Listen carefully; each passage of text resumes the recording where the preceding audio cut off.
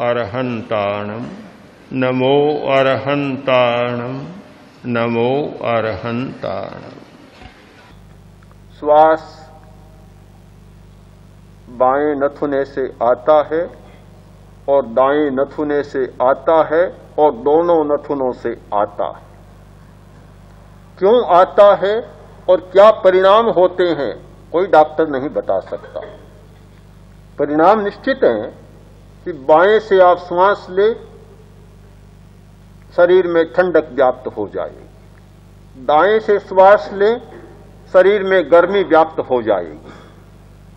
दोनों से श्वास लें, सुषुम्ना में चलें, आपका चित्त शांत हो जाएगा, विकल्प शांत हो जाएगा। पर क्यों होता है कोई भी शल्य चिकित्सक या फिजिशियन इसकी आपको व्याख्या नहीं दे सकता। एक अध्यात्म का मर्मज्ञ आपको इसकी व्याख्या दे सकता है। ये प्राण का प्रवाह,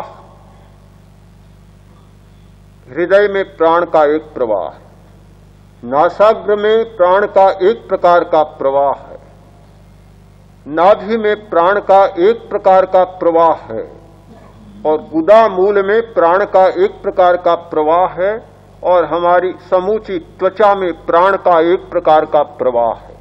अलग अलग प्राण के प्रवाह हैं।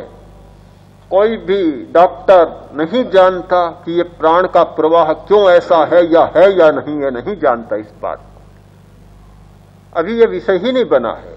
ये सारी बातें खोजी गई साधना की दृष्टि से और अंतर की यात्रा करने के लिए।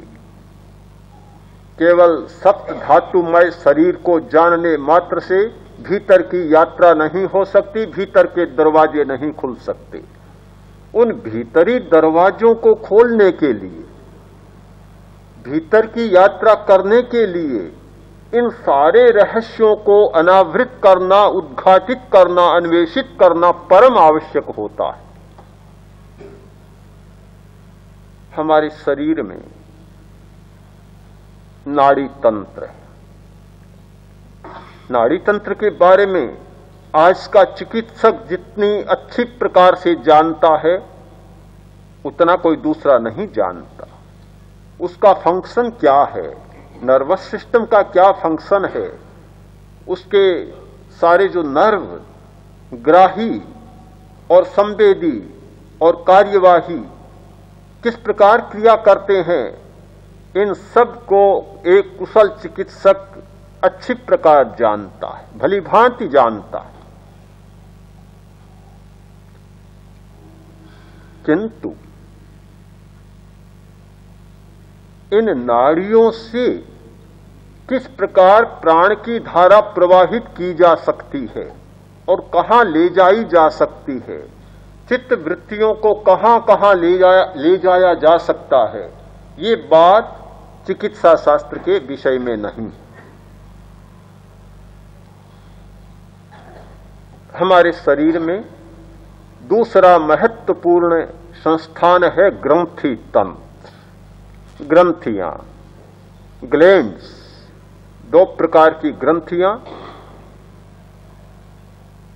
एक अंतःस्रावी ग्रंथियां, दूसरी बहिःस्रावी ग्रंथियां। लीवर आदि बहिःस्रावी ग्रंथियां हैं। एंडोक्रिन सिस्टम की जितनी ये पिट्यूटरी, पिनियल, एड्रिनल, ये सारी अंतःस्रावी ग्रंथियां हैं जिनका स्राव सीधा रक्त में मिल जाता है, बाहर नहीं आता। तो ये समूचा ग्रंथि तंत्र बहुत महत्वपूर्ण है।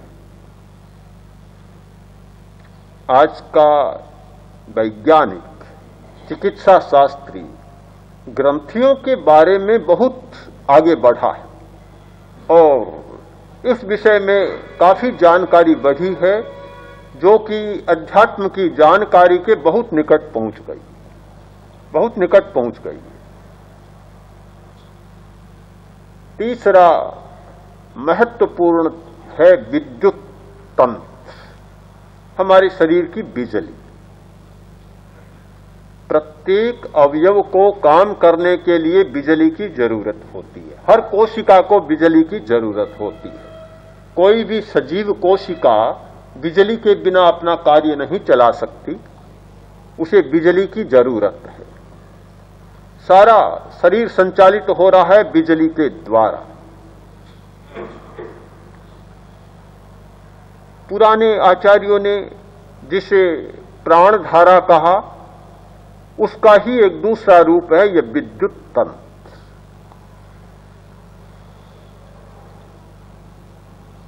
हाथ, पैर, ये काम के तो बहुत है, किंतु इनका इतना मूल्य नहीं है, बहुत मूल्य नहीं है। केवल काम करने वाले हैं, किंतु काम का संचालन करने वाले नहीं है। हमारे शरीर में जिनका मूल्य है उनमें 3 बातें मुख्य हैं, वही नाड़ी संस्थान, ग्रंथि संस्थान और विद्युत का प्रवाह, प्राण का प्रवाह। ये सारा संचालन करने वाले हैं। हमें साधना की दृष्टि से इन सब को जानना जरूरी इसलिए है कि नाड़ी संस्थान के माध्यम से हम सारे केंद्रों का पता चला सकते, लगा सकते। यह मस्तिष्क केंद्रों से भरा पड़ा है। क्रोध आता है, क्रोध का केंद्र मस्तिष्क में।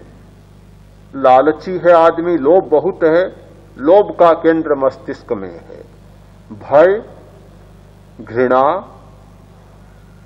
उत्तेजना, वासना, स्वार्थ, झगड़ालूपन, वाद विवाद करना, बिना मतलब लड़ाई मोल लेना, विभिन्न रुचियां होना, इन सारी बातों के केंद्र इस मस्तिष्क में है।